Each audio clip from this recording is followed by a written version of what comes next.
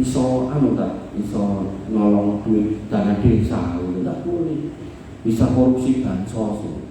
Makanya kadang di logika itu kadang aneh gitu.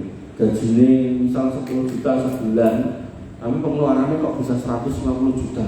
Piye? 140 juta ini dari mana? Perusahaan tidak punya, toko tidak punya, sawah tidak punya, gitu kan?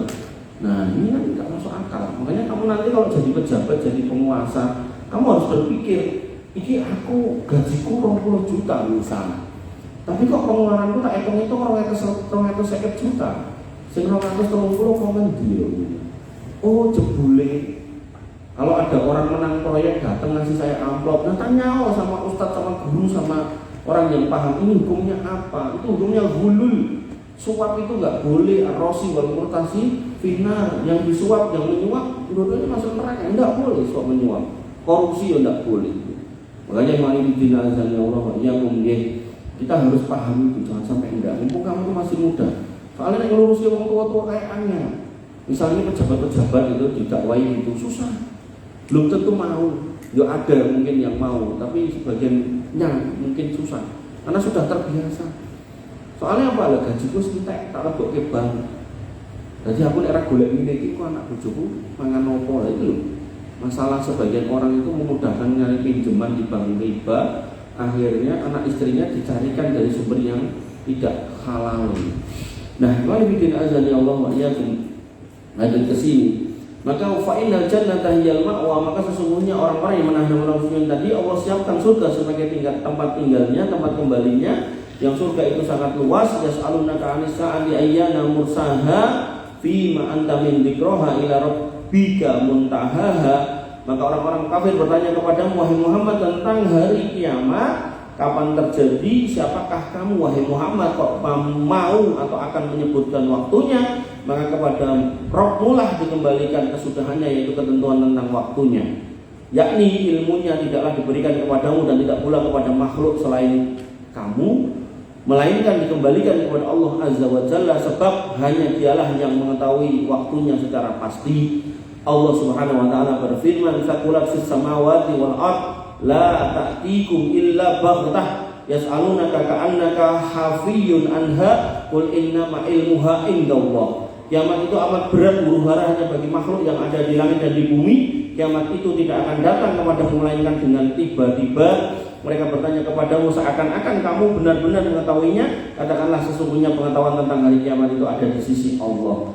Makanya Nabi Muhammad pernah ditanya oleh Jibril, ya Muhammad, wa mata sa'ah, kapan kiamat itu terjadi?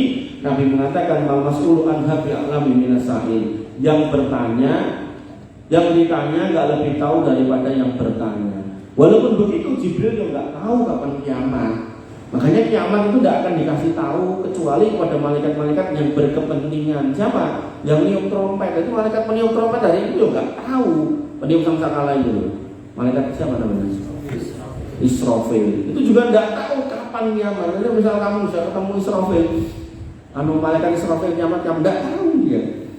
Baru akan dikasih tahu ketika menjelamnya dan sebulan mengko sore misal gitu. Nah sehingga keluhnya kiamat itu nanti dalam hadis disebutkan terjadi di hari Jumat. Udah gitu toh, nggak ada disebut tahunnya kapan, bulannya kapan, hari apa jenisnya, berapa tahun sejak Nabi Muhammad hadir, nggak ada. Nah tapi ini kitab ulama ini mengatakan ulama bisa salah. Ketika ditimbang dengan dalil nggak sesuai, maka ulama bisa salah. Gitu. Jadi bukan berarti yang disampaikan ulama itu mesti benar, enggak. Kita tidak boleh taklid sama ulama, taklid buta tidak boleh. Makanya Imam As-Syafi'i dan imam-imam yang lain punya kalimat idza shahhal hadis fa huwa madhhabi. Nek aku punya pendapat dalam agama begini, kok kamu ketemu hadis yang sahih, sakjane madhabku ki hadis sahih kuwi. Mungkin pas aku merumuske agama ini, aku belum ketemu agama hadis itu. Makanya beliau mengatakan idza shahhal hadis fa huwa madhhabi. Kalau ketemu hadis sahih jane madhabku itu, madhabku yang itu. Berarti kalau kamu sebagai Syafi'iyah kok kemudian misal mendapatkan hadis yang sahih dan bertentangan dengan pemahaman dalam madhab Syafi'iyah, Imam Syafi'i tidak apa-apa, tidak ada hal yang harus dipermasalahkan. Begitu pula ketika kamu punya teman gitu kan Syafi'iyah, kemudian dia aku nggak melakukan iki loh, dan jadi dia kok iki loh, kita Syafi'iyah mengatakan begini. Enggak, jangan kembalikan pada kitabnya. Kitab itu bisa salah bisa benar kalau bertentangan dengan hadis, bertentangan dengan dalil gitu kan. Makanya Imam Ibn Azani Allah membedakan antara dalil dengan pendapat istihad. Makanya para ulama ketika menulis kitab itu mereka nggak salah, mereka beristihad sesuai dengan keilmuannya. Nah, kamu sebagai penuntut ilmu setelahnya harus menimbang kira-kira pendapatnya benar apa enggak berdasarkan dalil. Kalau benar berdasarkan dalil ikuti, nggak benar berdasarkan dalil tinggalkan. Kalau apa-apa pokoknya aku kudune melu kuwi, abang ngira aku pokoknya koyo DE ya, itu namanya taklit buta. Enggak boleh dalam Islam seperti itu. Qul bi azani Allah wa iyyakum. Dan Allah juga berfirman ila rabbika muntahaha, kepada Rabbmu dikembalikan kesudahan ketentuan waktunya. Karena itulah jika Jibril bertanya kepada Nabi Muhammad mengenai waktu terjadi kiamat, maka beliau menjawab, orang yang ditanya adalah lebih tahu daripada yang bertanya. Tadi sudah sampaikan. Kemudian Allah berfirman, innama anta mundhir may yakhshaha, kamu hanyalah memberi peringatan kepada siapa yang takut kepadanya tentang hari berbangkit itu, yakni sesungguhnya engkau diutus hanyalah untuk memberikan peringatan pada manusia dari siksa dan azab Allah. Barang siapa yang takut kepada Allah, kebesarannya serta ancamannya, maka dia akan mengikutimu sehingga akan beruntung dan mendapatkan kesuksesan. Makanya tugas seorang dai, nanti kamu jadi dai semua insya Allah, tugas seorang dai adalah wa ma 'alaika illal balagh. Enggak ada kewajibanmu kecuali menyampaikan. Barang kok sampai ke wong manut, alhamdulillah. Enggak manut ya terserah pilihan dia. Enggak boleh dipaksakan. Woi, besok dari sholat tak pateni, enggak boleh. Tugasmu mendakwahkan. Jangankan urusan sholat, misal dia bukan muslim atau non muslim, kamu dakwai, sudah kamu keluarkan semua ilmumu, kalau dia tetap tidak mau mengikuti jalan, ya sudah. Allah menyebutkan apa? La ikraha fid din. Wa tabayyana rusdu minal ghayy, wis cetha dalam petunjuk karo dalam sing bengkok itu udah cetha. Makanya yang cetha ini kamu ambil, ke orang ikuti, alhamdulillah, enggak ya sudah. Makanya kalau ada sebagian orang yang kemudian berdakwah, kowe nek melu aku ngomong rokok, kowe nek bayat kalau memang punya belum rokok, nah ini dakwah-dakwah yang sudah melampaui batasnya. Qul bi azani Allah wa iyyakum, kembali ke sini. Bahasanya orang yang mengikuti kamu dia akan beruntung dan sukses, sedangkan yang tidak mau ikut itulah orang rugi, dan orang-orang yang rugi inilah orang yang mendustakan kamu dan menyelisih kamu, yang mereka akan berakhir di neraka.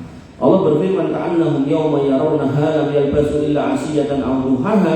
Pada hari mereka melihat bahwasanya hari berbangkit itu, mereka merasa seakan-akan akan tinggal di dunia melainkan sebentar saja di waktu sore dan pagi, yakni ketika mereka berbangkit dari kubur-kubur mereka menuju pada mahsyar, maka mereka merasakan pendeknya waktu kehidupan.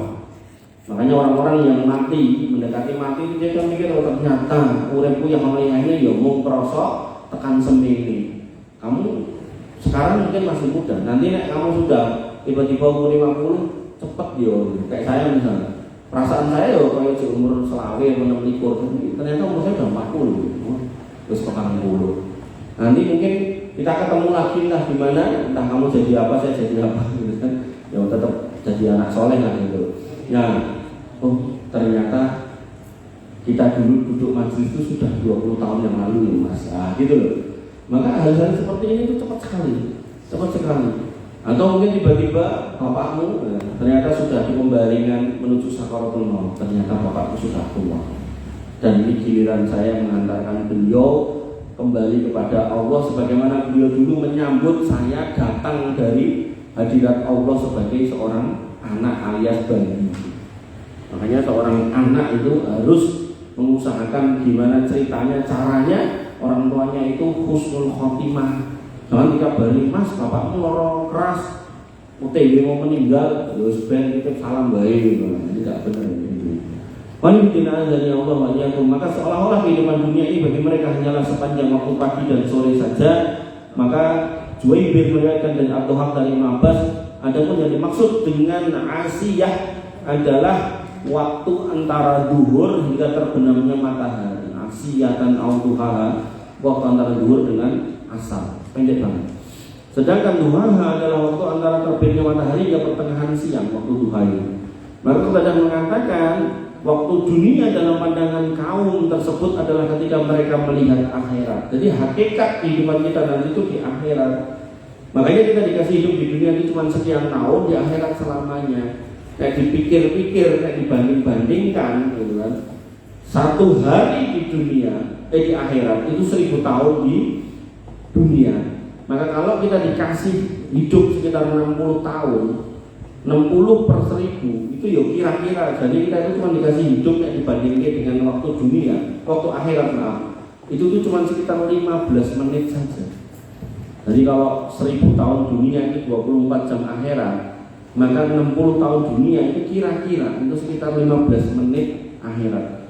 15 menit kamu dikasih hidup untuk beramal dalam rangka mendapatkan balasan selama-lamanya. Kalau jadi baik ya balasannya surga, kalau jadi buruk balasannya neraka. Maka orang-orang yang tidak bisa menempatkan diri di dunia dengan hati-hati, dia menjadi orang yang merugi.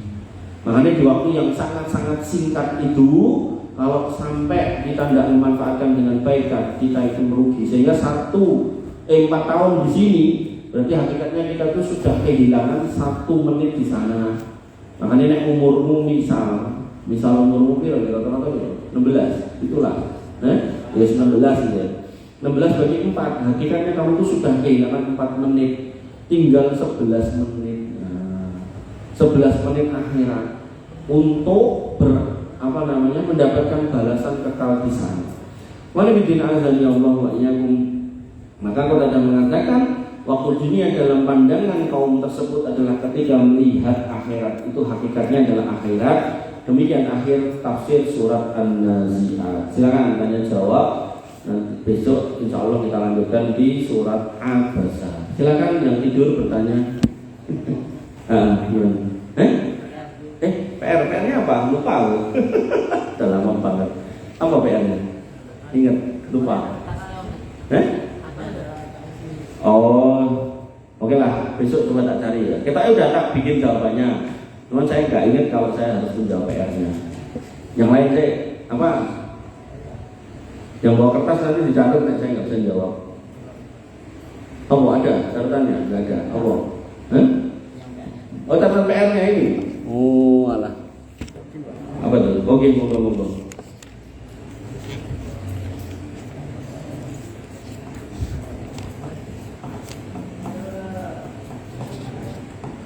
Oh, nanti aku baca dulu ya jawabannya. Kita sudah tak bikin jawabannya. Tidak, tolong dicatatkan lagi kalau saya nggak bisa jawab. Oh iya, silakan. Ayo, yang mau bertanya, gimana? Kan disebutkan kalau hari kiamat itu setelah terjadinya yang kutip dari aman, dan air yang kutip dari aman itu kan angin yang kutip api.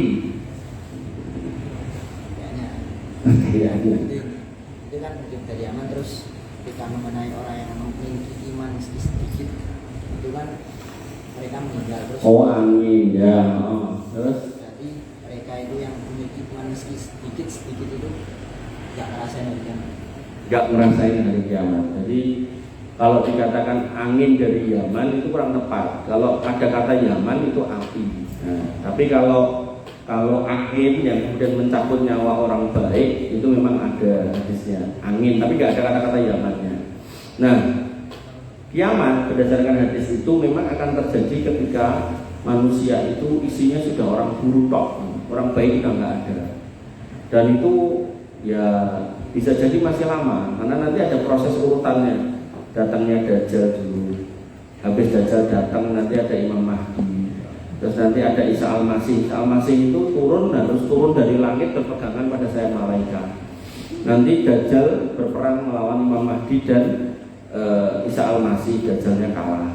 Nah begitu sudah kalah, Isa Al-Masih kemudian meluruskan agama orang-orang Nasoro, diminta untuk kembali kepada agama yang benar. Kalau tidak diperangi, salib-salib dihancurkan, gitu kan.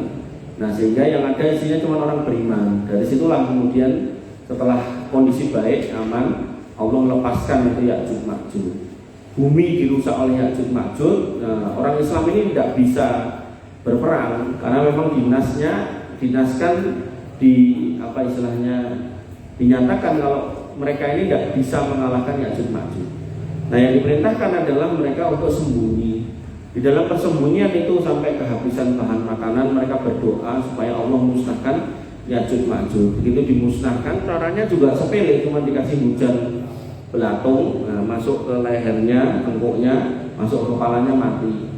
Begitu sudah mati bergelimpangan, jasadnya banyak banget, Lek nguburke ya kongelan, berdoa lagi lalu Allah kirimkan burung yang sangat besar. Burung yang besar ini mengambil Ya'juj Ma'juj jasadnya kemudian dilemparkan ke tempat yang sangat jauh.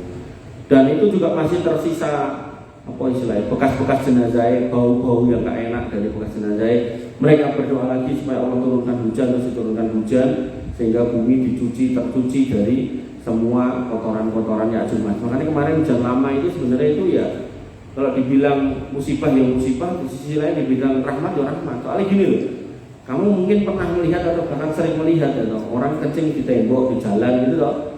Nah dengan dikasih hujan kayak gitu tuh, maka mensucikan bumi dari najis-najis yang dibikin oleh manusia. Pemenang yang terminal, kadang terminal itu baunya kayak toilet umum gitu. Kenapa? Nah sopirnya nguyui ban bis itu.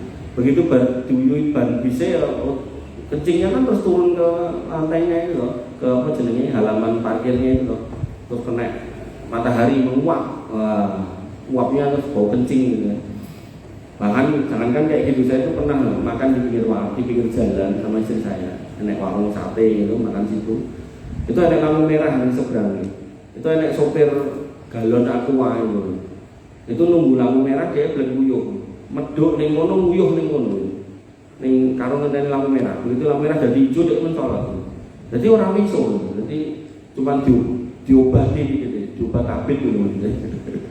Nah makanya itu musibah. Makanya kemudian ketika dikasih hujan gitu, maka mensucikan bumi dari najis-najis yang ada. Nah, Ya'juj Ma'juj sudah tersingkir, keadilan menyebar merata dikasih angin. Nah yang saya tahu di Uriannya nggak ada kata-kata nyaman terkait angin, tapi adanya api itu nanti peristiwa sebelum itu. Nah pada matilah orang-orang baik ini. Nah kemudian tersisalah orang-orang jelek sampai mereka berzina di jalan-jalan seperti keledai. Dan itu hari ini ada yang rumahnya Jakarta, nah, kadang ada flyover itu di atas flyover itu pada bawa apa jenenge motor. Wes yang jangan ning ngono, ambu-ambuan ning ngono, kadang ning mana itu jalan tol, kena mobil parkir opah dhewe ya. Nah, hal-hal kayak gitu tuh sekarang sudah mulai ada. Tapi nanti lebih parah lagi. Nah, di berita itu zina di masjid ya sudah ada, di toilet masjid sudah ada. Makanya parah. Alhamdulillah Bapak Ibu nitip kamu di sini tuh kamu harusnya banyak berterima kasih selain kepada yayasan atau pesantren ini juga kepada orang tua. Matur nuwun Pak Bu, saya sudah dimasukkan pondok, nggak amal sama orang-orang jelek itu. Nah akhirnya begitu sudah jelek semua, baru di situ Allah kasih dia. Gitu mas. Ada lagi yang lain? Ini monggo. Misalnya mau mandi junub, sunnahnya berwudu ya. Jadi orang yang selesai mandi janabah dengan sempurna itu dia sudah terhitung wudu. Dan mandi janabah itu urutannya cuci tangan dulu, kemudian wudu. Nah, wudu disisakan kaki belum. Nah terus diguyur dari kanan dulu, kiri terus dari atas. Itu nak airnya sedikit 3 kali kanan, kiri terus atas 3 kali tok. Dengan catatan memastikan semua sudah terguyur. Nah, nek airnya banyak, yo nggak apa-apa atau oke gitu kan. Nah, baru nanti begitu sudah mau selesai mau terakhir itu, ya, baru kaki. Gitu. Ini cuci tangan terus cuci kemaluan, maaf. Terus baru kanan kiri atas sampai selesai terakhirnya kaki. Itu sudah terhitung wudu. Itu nek mau urut, tapi nek nggak mau urut, gitu kan, ya udah guyuran aja dari atas semuanya langsung gitu, itu juga sah sebagai mandi janabah. Nah, ketika kamu mandi seperti itu, terus semuanya kamu pastikan terbasuh dengan komplit, ya, gak ada yang kelewat, maka insya Allah itu juga sudah terhitung wudu, gitu ya. Jadi ada cara yang ideal, ada cara yang istilahnya, itu juga sudah terhitung sah. Gitu. Misal kamu ke Janti kan, nanti ke Janti jam 7 berangkat gitu. Habis subuh kamu ngantuk, tertidur sambil nunggu jam 7. Atau misal nggak usah nunggu jam 7, nanti jam 6 berangkat. Ini pernah ke Janti belum? Belum? Walah. Nek rehlah ngejak ke sana, aku dari sini jalan kaki ke sana. Nah, kalau naik sepur kelinci, di sepur kelinci kamu ngantuk, mendekati Jati bangun goro-goro pipi basah. Nah, sampai Jati itu kan isinya apa? Umbul mata air gitu kan, ada kolam-kolamnya banyak. Nah, kamu nyebur situ niatnya mandi junub boleh. Bismillah sekalian mandi junub boleh. Ini nek saran saya kamu cari yang deket apa kan ada inlet ada outlet air masuk air keluar, nyari yang deket air keluar, jadi kamu di sana agak lama biar nanti najis itu langsung pergi gitu. Tapi nek kamu nih inlet itu mesaknya kalau kamu sebelah ini paham nggak maksudnya? Ya gitu. Atau nek mau ya mandi dulu di sini ya nggak apa-apa. Dan boleh. Makanya tadi kan saya sampaikan kalau sudah mandi junub itu sudah terhitung wudu, makanya buat sholat boleh. Ada lagi? Oh, silakan. Kan jadi Ustaz sering main-main nyium temen nyium kaki temen Ustaz kayak takdim tapi cuma main-main itu nggak boleh loh. Jadi takdim itu harus benar ya. Jadi kalau kita mau menunduk, merendah, maka bukan kepada makhluk. Sampai apalagi nyium kaki itu tidak boleh. Jangankan temen, kamu nyium kaki orang tuamu itu tidak boleh, tidak ada sunnahnya. Ya, jadi kalau mau mengikuti sunnah ya nyium batuknya, sininya, bun-bune, batuke, atau nyium tangan lah itu masih. Tapi kalau sudah sampai kamu nyium kaki itu sudah berlebihan, hulu nggak boleh. Ya, nggak boleh. Jadi agama bukan permainan. Makanya nanti ada larangan bersenda gurau dengan agama. Abillahi wa bi ayatihi wa bil kitabi kuntum tastahzi'un. Apakah dengan Allah terkait ayat-ayatnya dan kitabnya kamu itu saling bersenda gurau. Nah, makanya ketika candaan itu ada muatannya bohong saja tidak boleh, apalagi ada muatan kesalahan, ya, kesalahan amaliyah. Misal Nabi pernah didatangi oleh seorang perempuan tua, dan perempuan tua ini bertanya, ya Rasul, apakah saya nanti akan masuk surga? Jawaban Nabi, ning surga gak ono wong tua. Nah, Nabi menjawab kan nggak salah dengan jawaban itu, karena nanti orang-orang tua dijadikan muda. Tapi persepsi orang ini, berarti aku wong tua kayak sebelum surga, nangis dia. Terus Nabi mengatakan orang maksudnya aku mau gojekan, maksudnya ini engkau wong tua kayak sampean itu dijadikan muda, itu boleh gitu kan, gitu ya. Jadi misalnya kamu nanti tanyain temenmu, ada temenmu yang mungkin jalannya pincang gitu kan, entah anak keselakaan, entah anak dari kecil, Mas, wong kaya aku ini pincang ini poning surga, kok iso mlebu surga? Jawab, ning surga enek wong pincang. Kan bener toh? Nah, tapi nek jawabanmu ning surga enek kowe mergo pincang enggak kleru nek kowe ya. Jadi pentingnya ngaji itu biar hati-hati gitu ya. Gitu. Termasuk nanti ada orang yang gede dhuwur gagah. Wah, aku tak ning donya ganteng. Terus gagah bojone akeh. Nah, itu juga kita akan sampaikan bahwasanya kalau istrinya banyak tapi tidak berbuat adil ya nanti malah datang dengan bahu yang miring ya, karena tidak berbuat adil. Gitu ya. Jadi nggak boleh bercanda dengan cara-cara yang nggak benar. Termasuk seringnya bercanda santri gini kalau ke pae. Gitu. Wah, kalau ke pae akhirnya nanti konconya balas kalau ke pae. Nah, itu hakikatnya menghina orang tua sendiri. Gitu.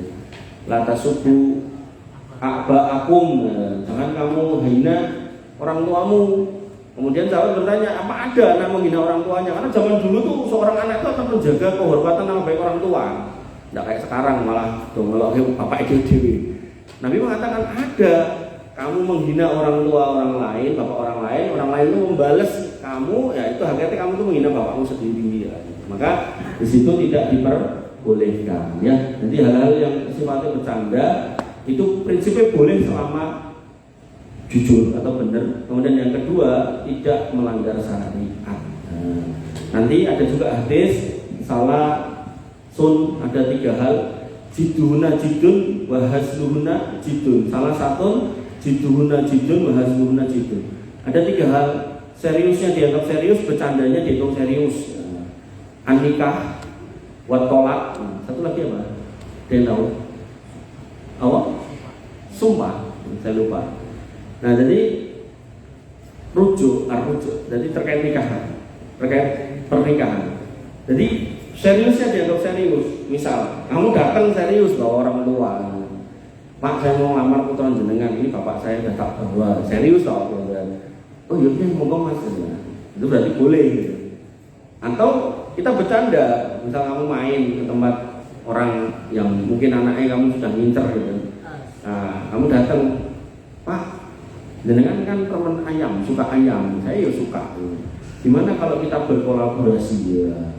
Biar ayam bapak nanti saya bantu jaga, tapi syaratnya saya dipek mantu gitu. Oh ya apa-apa mas sebenarnya. Kan gojekan awalnya ya, dia mau ya berarti serius gitu. Termasuk cerai ya gitu. Cerai misal aku nggak seneng loh deh kamu lihat, aku lihat kamu pakai daster warna biru. Jadi nek kamu pakai biru berarti kita cerai. Jadi mau gojekan, tapi itu terucap. Besoknya pakai biru ya wes berarti dia sudah nggak mau bersamamu gitu ya. Jadi bercanda dalam Islam itu boleh, tapi juga punya aturan. Nah, makanya jangan pernah punya rencana pengen jadi pemain stand up komedi. Ya. Kecuali kamu dalam stand up itu isinya jujur. Nek isinya mau ngapus-hapus, gawe-gawe, nah, itu mendingan orang usah. Nanti Nabi sampai bersumpah. Apa kata Nabi SAW? Sebentar. Wailul lil ladzina yukadzibu bihil qaum wailul lil ladzina yukadzibu liyudhika bihil qaum wailul lahu summa wailul lahu. Celaka buat orang yang berdusta agar orang lain ketawa. Pelawak atau gitu. Wailul lahu summa wailul lahu. Celaka dia kemudian celaka dia. Jadi nek kamu mau jadi pelawak, mau jadi stand up komedi silakan, tapi pastikan jangan dusta. Tapi nek isinya dusta, bohong, hapus-hapus, maka Islam melarangnya. Oke? Siap. Heli, monggo. Sini sih.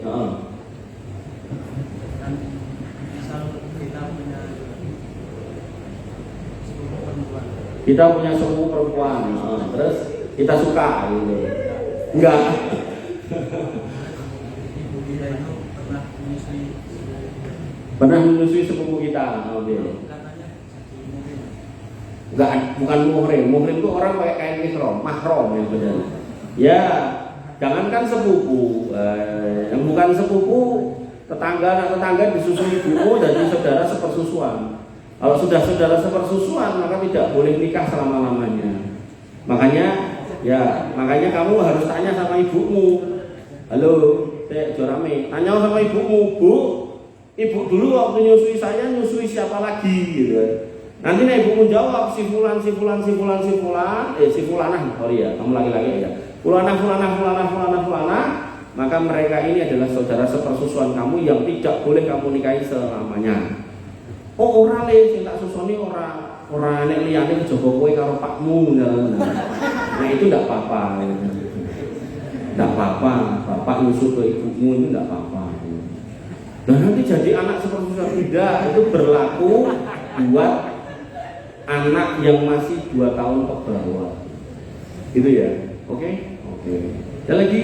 Oh iya, belakang ini baju merah. Malaikat trompet. Peniup. Ya. Dalam keadaan jasad atau tulang.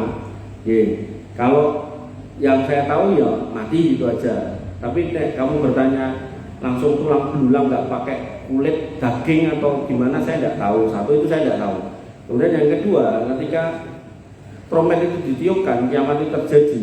Saya cuma bayangkan gunung-gunung itu kan bertebangan terus digaprok kayak gitu, ditabrakan, bintang berjatuhan.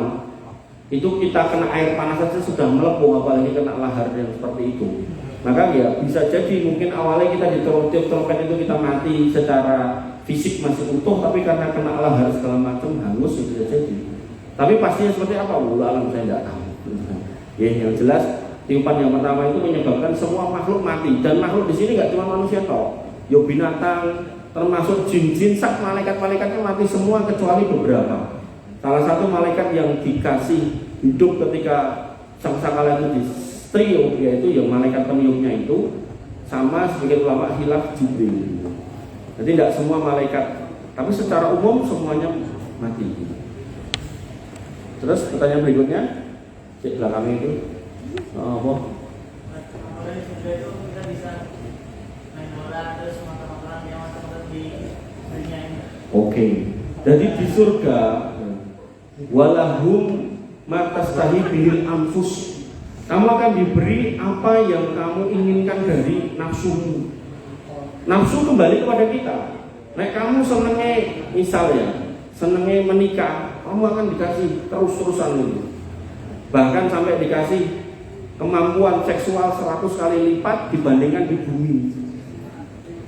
Kalau kamu senengnya, nanti ada orang yang senengnya bertani, dia pengen bertani lagi, Allah kasih lagi itu sawahnya dan tanamannya, cuman proses menanamnya sampai panen nggak selama ketika di dunia. Nanti ada wanita yang senengnya hamil melahirkan, Allah kasih lagi hamil dan sampai melahirkan itu nggak lama dan nggak sakit. Nah, makanya kalau ada yang cuman seneng naik motor apa segala macam itu mudah buat Allah, kecil.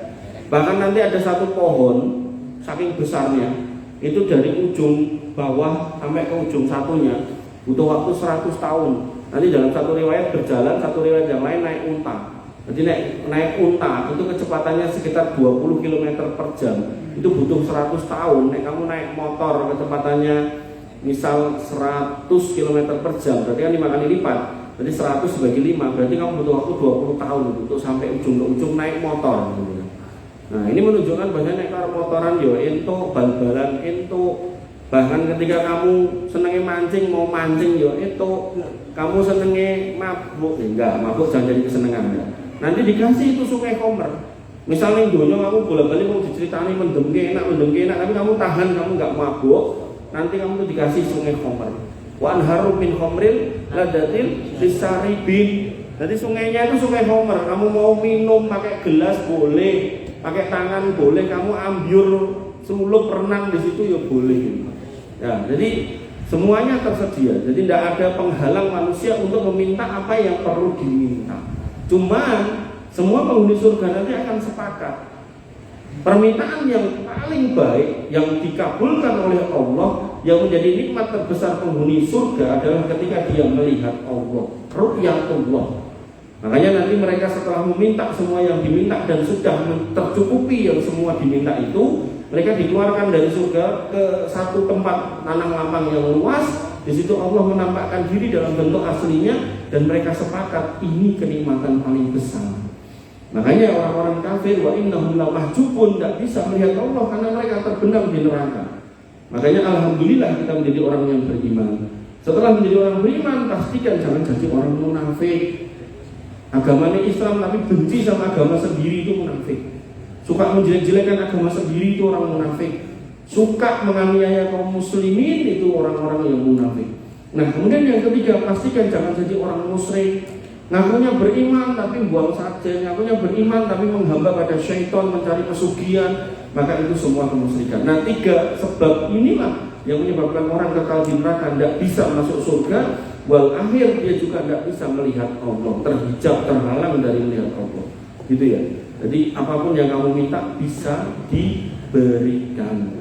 Bahkan loh, misal ada seorang laki-laki menikah dengan seorang perempuan. Dia sudah berusaha mendidiknya dengan baik, kemudian si perempuan ini di akhir hidupnya murtad, pindah agama. Nah, terpisahlah, dia tidak bisa ketemu di surga, karena yang ditemukan di surga adalah mereka yang berpasangan dalam kondisi iman. Nah, tapi si laki-laki ini sangat mencintai istrinya ini, maka dia meminta istrinya dikeluarkan dari neraka, tidak bisa. Tapi dia bisa meminta bidadari yang mukanya mirip kayak mantannya, bisa. Nah, tapi Allah pastikan bidadari itu masih lebih baik daripada orang di dunia. Tapi orang di dunia yang masuk surga dengan imannya itu akan lebih cantik daripada bidadari surga. Mudeng orang yang tak bengi ini kalimatnya. Pokoknya ini kudu dibalik-balik ini ben paham. Jadi wanita dunia saelek-elek enek dia masuk surga akan dirubah lebih cantik daripada bidadari surga. Wanita dunia saayu-ayune kaya ngopo nek nyemplung neraka itu tetap elek. Gitu loh. Makanya nanti nek kamu misal naudzubillah punya istri kok murtad, pindah agama, nggak ketemu lagi di akhirat, jangan minta dia keluarkan dari neraka, nggak bisa. Itu sudah tempatnya di situ. Nah, mintalah bidadari itu mukanya kayak gitu. Nek umpama bidadari kurang ayu, tapi nek wis didudui bidadari yang asli biasanya ya siki wae gitu. Nah, terus mereka yang tidak bertemu dengan pasangannya dari dunia karena pasangannya masuk neraka akan dipertemukan lawan jenisnya yang dia juga nggak ketemu pasangannya. Jadi mungkin ada seorang wanita yang suaminya murtad kan nggak ada. Nah, dipertemukan dengan ini. Nah, ini masih lebih cantik daripada bidadari surga. Makanya bidadari surga itu sebenarnya cuma cadangan. Cadangan kapan? Ketika wanita dunia yang masuk surga sedang sibuk bermain di surga. Misal pasanganmu izin, Mas, aku mau berenang di kolam susu, ya kono gitu. Nah, ketika kamu kono, ya, kamu yang melipir ke tempatnya bidadari itu. Jadi tidak ada lagi cemburu, marah, iri, dengki, tidak ada. Dan ketika wanita dunia yang masuk surga ada di dekat kita, maka kita hanya akan terfokus pada dia, nggak akan mikir bidadari surga. Hanya dia, karena dia lebih cantik, lebih segala-galanya. Gitu. Ada lagi? Oh, ini coba. Setelah dunia ada akhirat. Oh, terus? Apakah di akhirat ada langit dan bumi? Wasari'u ila maghfiratin min rabbikum wa jannatin 'arduha samawati wal ardh. Maka luasnya surga seluas langit dan bumi. Apakah itu langit dan bumi? Bukan. Luasnya sangat luas, tapi bukan langit dan bumi. Jadi tadi yang saya jelaskan dan pernah saya jelaskan sebelumnya, setelah langit ketujuh di atasnya ada Baitul Ma'mur, di atasnya ada Sidratul Muntaha, wa indaha Jannatul Ma'wa. Nah, Jannatul Ma'wa ini, surga ini bertebaran kayak bintang-bintang, tapi bukan seperti bintang bunder-bunder gitu. Nah, makin tinggi makin baik fasilitasnya. Yang paling tinggi paling tengah namanya Firdaus. Nah, atap kita semua itu adalah arasnya Allah.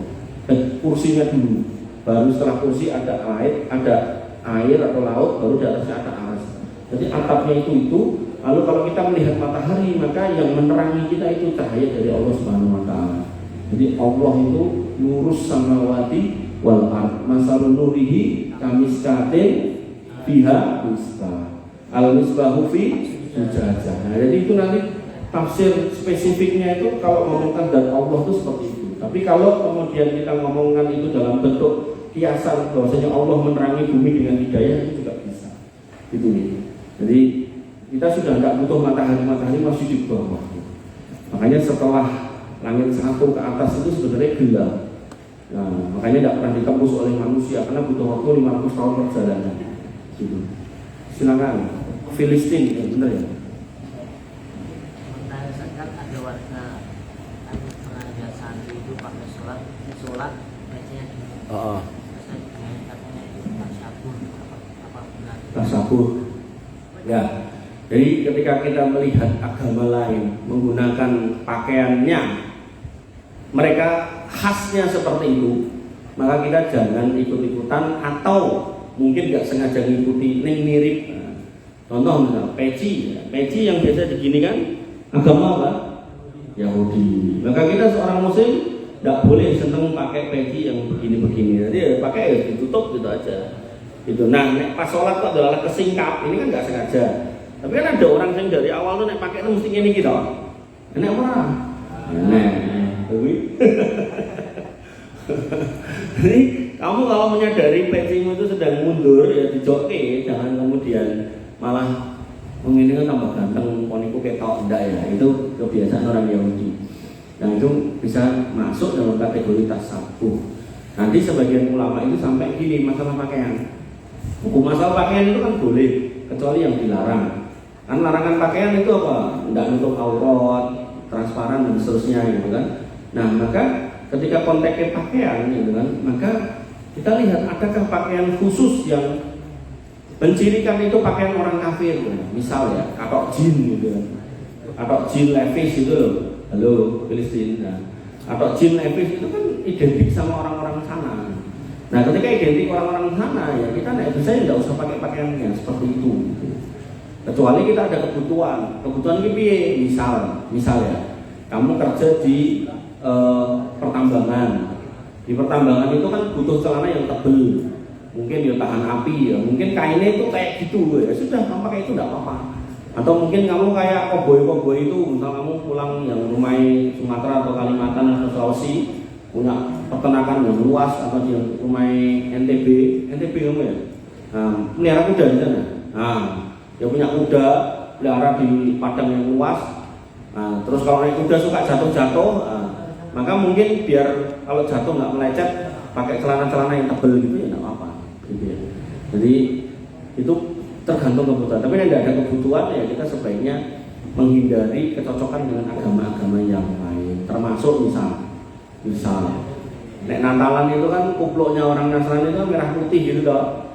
Ya nek iso kamu jangan pakai kupluk-kupluk yang warnanya mirip-mirip kayak gitu lah. Makanya kan ada jamaah tertentu kupluk warna kayak gitu tuh jadi aneh gitu. Apalagi gambusnya digawe abang gitu kan itu aneh ya. Menurut saya itu aneh. Karena ya nanti nek dijejeri karo Santa Claus itu ya padha gitu. Oh ini jadinya agama apa kan gitu. Nah, kesamaan itu yang harusnya kita hindari. Gitu. Ada lagi? Oh iya, sana saya. Ya mau besok ya? Ini saya pernah baca itu katanya kalau setelah doa mengusap wajah itu katanya terbatal orang bodoh. Doa mengusap wajah. Jadi ketika kita berdoa mengusap wajah perbuatan orang bodoh. Saya nggak pernah tahu dalilnya. Nah, makanya kalau kamu mau merutinkan doa mengusap wajah, yang harus kamu tahu adalah ada nggak dalilnya itu. Kenapa? Doa wal ibadah. Doa itu ibadah. Nah, ketika itu masuk dalam kategori ibadah, maka kaidahnya al-aslu fil ibadah at-tahrim ila madalla dalil ala wujubiha. Hukum asalnya ibadah itu enggak boleh kecuali ada dalil yang memerintahkannya. Maka ketika itu konteksnya doa, maka kita cari dalil yang memerintahkan untuk mengusap wajah. Kalau enggak ada, maka enggak usah mengusap wajah. Gitu. Oke, makanya kalau kita melihat imam-imam haram itu nek kunut, kamu bisa lihat di YouTube. Mereka ketika berdoa Allahumma hdina fiman hadait dan seterusnya panjang itu sampai 15 menit, ada yang 30 menit. Bahkan saya sudah doa khatimul Quran itu rata-rata 27 sampai 29 menit tuh motor. Itu begitu selesai wassallallahu nabiyina Muhammadin wa ala alihi wasallam ajmain. Turun, udah langsung bersama wajah. Maka prinsipnya kalau kamu bisa menemukan dalilnya silakan. Tapi kalau tidak, maka kita ubah setelah kamu berdoa ya turun ke wajah. Tidak usah mengucapkan ke wajah. Tapi saya tidak mengatakan yang mengucap ke wajah itu orang bodoh hendak. Tapi lebih kepada dalil tentang mengatakan orang bodoh juga nggak ada. Maka kita cari dulu dalil tentang mengusap wajah. Kalau ada, maka silakan dilanjutkan. Kalau tidak, maka tidak usah. Apalagi nanti ada orang yang mengusapnya kabeh sebadan-badan. Nah, yang saya tahu itu dilakukan kalau kita meruqyah diri sendiri pas tidur gitu. Bukan pas sholat gitu. Ya makanya tadi kita dalam hidup itu ada dua, muamalah sama ibadah. Hukum asal muamalah semua boleh kecuali ada larangannya. Hukum asal ibadah semua nggak boleh kecuali ada perintahnya. Karena doa adalah ibadah, maka butuh dalil tentang perintahnya. Kalau nanti konteksnya muamalah kayak pakaian, minuman, makanan, transaksi, jual beli, maka yang dicari adalah larangannya. Ada larangannya berhenti, gak ada larangannya lanjutkan.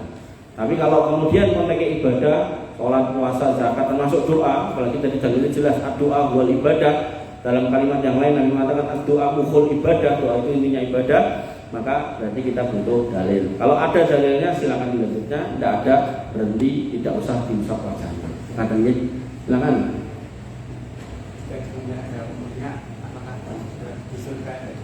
Gimana? Umur?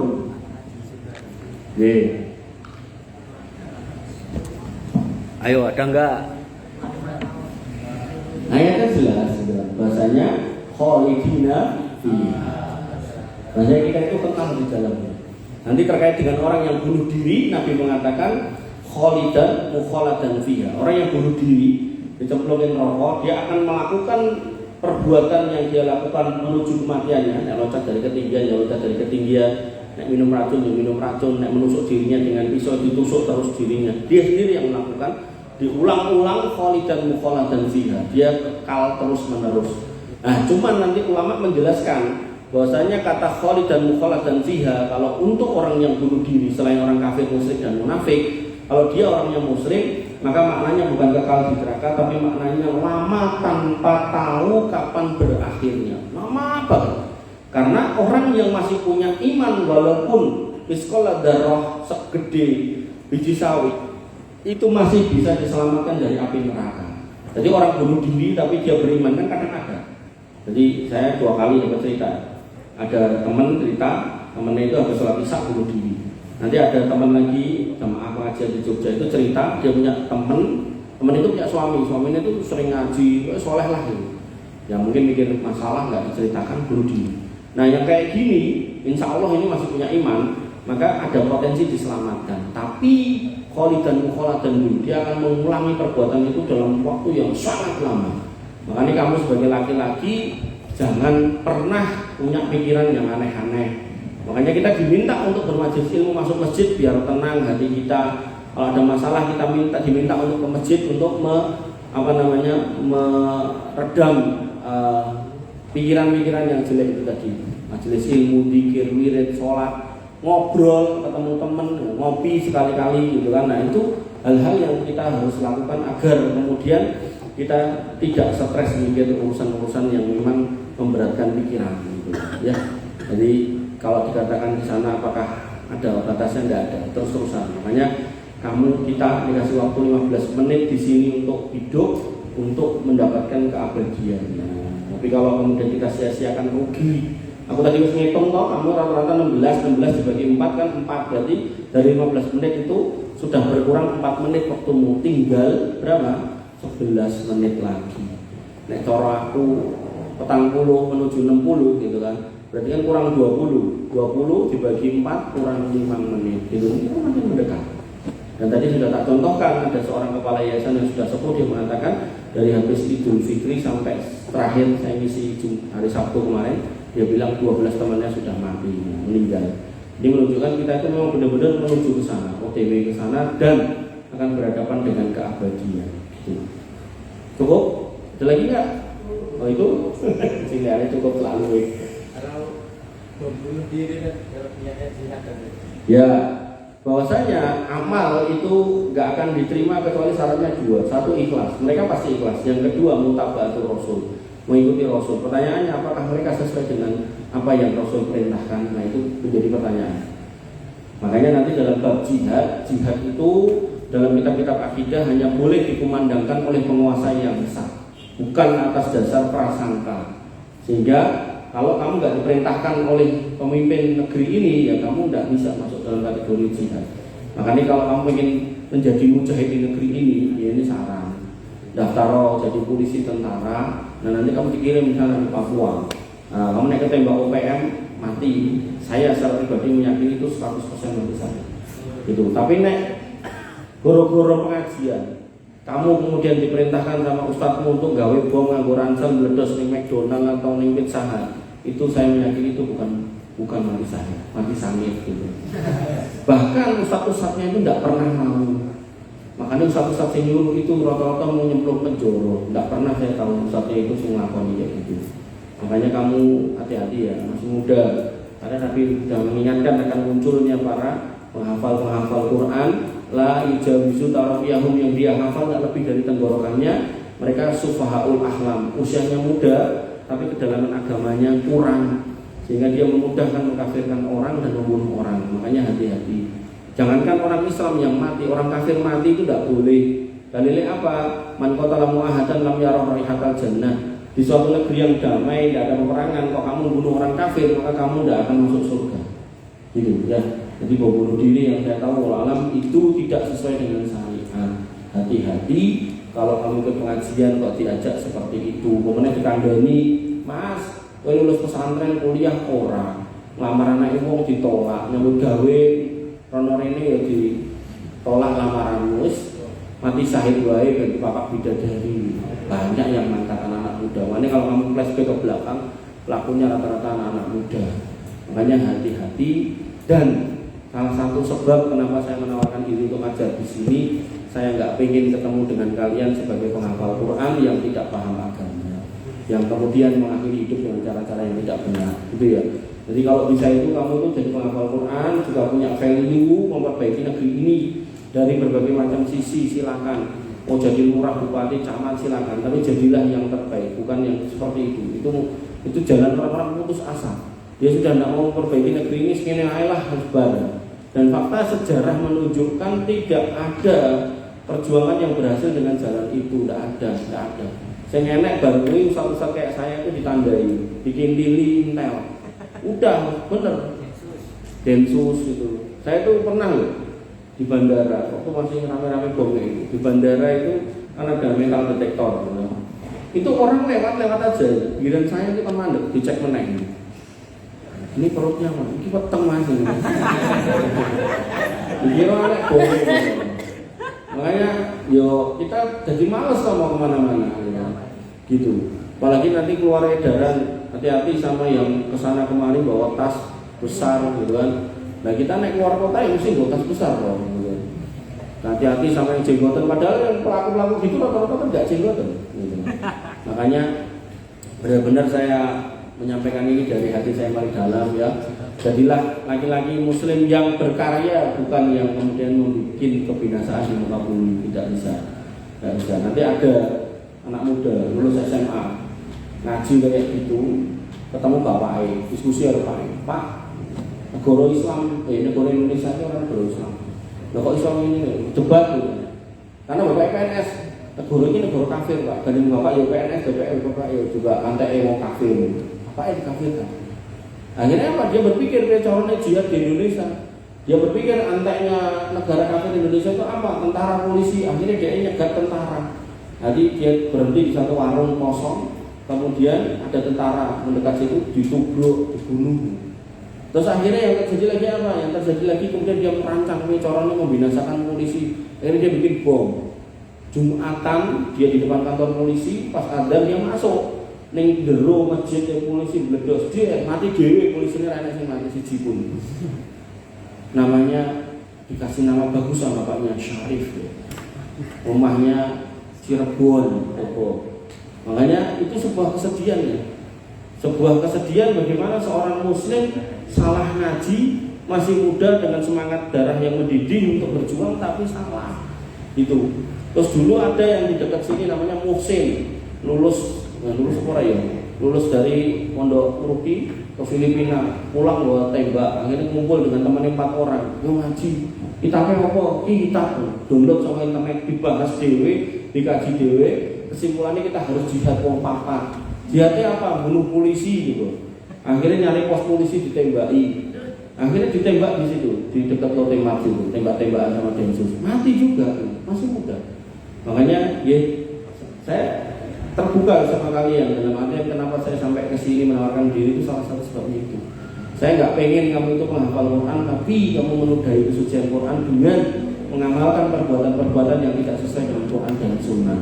Makanya pertanyaan itu jadi itu minta simpen sombeng, tapi ditekok kayak ramu kok, itu promosi sana. Ya, jadi kalau bisa itu kamu nanti ketemu saya, jadilah orang-orang yang berkarya. Jadi apa saya ini jadi lurah kan? Alhamdulillah kita punya program satu rumah satu hafid Quran, itu sip tuh. Tapi nek ketemu ning penjara, kok katakan penjara nih? Saya seorang mujahid di jalan Allah, lah apa? Bledos ke McDonald. Kowe iki salah mangan apa gitu. Ya. Nah, saya punya kelas di Al-Islam itu. Ditembak-tembakan di sana. Apa namanya? Di Jakarta, Tamrin. Terus dia melayu ning Suriah. Wis rusak loh, jangan ya. Jangan menjadi yang seperti itu. Jadi saya wanti-wanti dengan baik dan benar. Kita hidup harus di atas Quran dan Sunnah, di atas bimbingan para ulama yang kemudian menjelaskan agama dengan baik dan benar. Cukup ya? Oke. Ini nanti hadiah dibagi. Aku orang itu ngomongin piro, yes, cuma rotor. Kurang lebihnya jangan maaf. Alhamdulillah. Subhanallahumma wa bihamdika, asyhadu an la ilaha illa anta, astaghfiruka wa atubu ilaik. Assalamualaikum warahmatullahi wabarakatuh.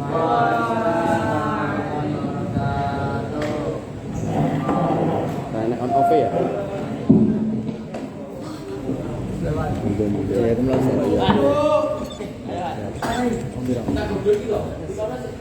Dihitung. nyempake talang apa?